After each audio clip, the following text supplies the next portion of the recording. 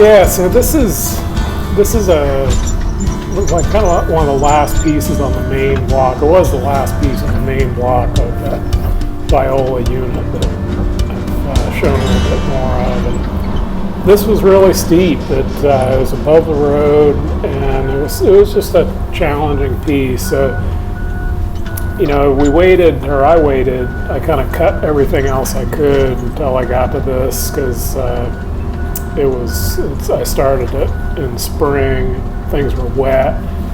The ground was still a little bit wet too, and you can see me here. You know, this doesn't. It's funny. It doesn't look very steep, but I'm coming down a little pitch right there, and it's pretty darn steep. You know, I kind of, when I'm going downhill like that, I often keep my head out in front of me like that, and I generally, you know, go straight down the hill, and if I can, I'll try to pick like the path of least resistance, a small tree or a small little group of trees like that, because I've often slid down a section and cut a tree off while I'm sliding, but it's in my way, and I've done that more times than I can really remember.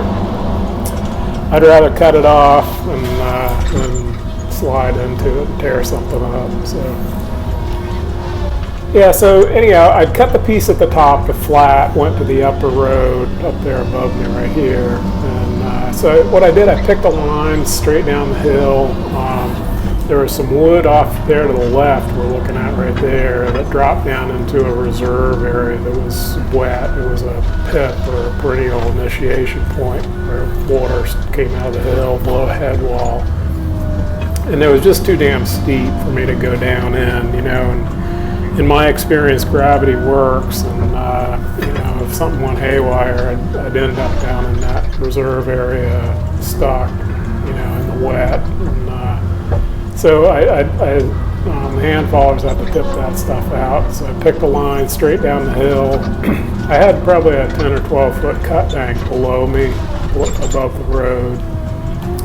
So if things went south on me too bad, I certainly could get out that way. I couldn't climb up it, but I could let myself down over that if I needed to. So anyhow, I cut my way down, and I'm creating off here to the right there a really steep angle up the hill. I moderated the slope a little bit, but it was steep enough I couldn't do much.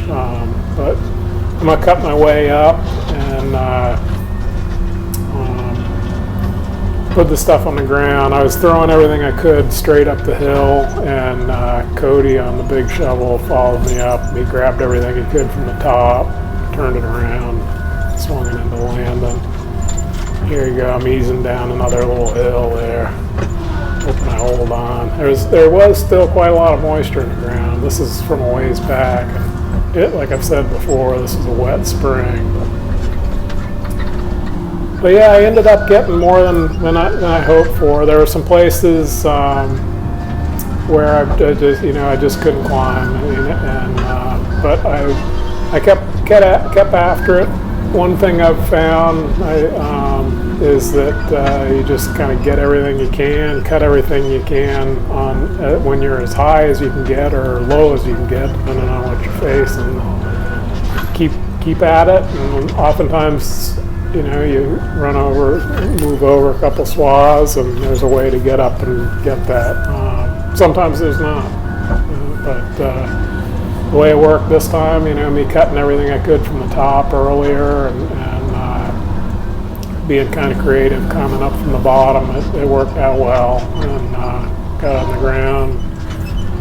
Cody kind of did the same thing. He worked everything he could by the tip from the top, and then came up from the bottom. And, you'll see here in a little bit, I did actually find a cat road, and that kind of cut off at an angle. Oftentimes those are kind of hard to see, and in general, I'm kind of curious what other people think, but in general I find old cat roads to be a complete and utter pain in the neck. The foresters are always yammering around about, oh, there are cat roads in there, you know, that you can use, but I mean, I'm not a cat, and I cut on steep ground, I'm cutting up and down. And the thing about, these old cat roads, they're, for one thing, they're pulling single logs that were like 4 foot at the top. The other thing is they cut across the hill and they had a blade too. And I'm going straight up and down the hill. So I have an outslope from these old cat roads and then a cut bank. So it's 2 bad obstacles. The outslope is soft and the cut bank is generally steep, too steep. It's vertical. And so it's just obstacles for me. But this particular cat road actually worked out pretty well. I think you guys see a little bit of it. I was able to climb up on top of it and get on it. And I climbed up as high as I could. You'll see I spun out. But then I was able to back down the road and put wood in lead in the old cat road. This doesn't show up, but that's what I did. And then below me, it was kind of moderate. I was able to cut that off and use the cat road to work my way over across the hill to a place where I could get up, above, climb up the cut bank above it and work my way on the top. So that's all probably pretty complicated, but that's what I do, and it's kind of like, just kind of says slow going, but it's quicker and cheaper than hand falling. And I got almost everything to the point where the little bit of wood that I left on this L-shaped piece, the hand fallers could tip it down nicely. And I left it clean. Here's that cat road showing up, kind of curling around to the left. I think, oh yeah, see, I swing around here and you can see there's quite a lot of moisture in the ground there. I spun out on that. I couldn't climb it. It was wet. You can see right there. So. Yeah, so climbing the wall. I have to say though, it went well. I cut this face above the truck road in a day, and I got it on the ground. The trucks were cooperating with me, paying attention to signs, hollering when they're coming in. So that worked out well. Yeah, I got it picked up. So anyhow, hope that's interesting. If you have a question or anything, we're always interested to hear from you. Any kind of question or something, I'd be happy to try to answer it. So, yeah, another day in the life. So, as always, thanks for watching, and be safe.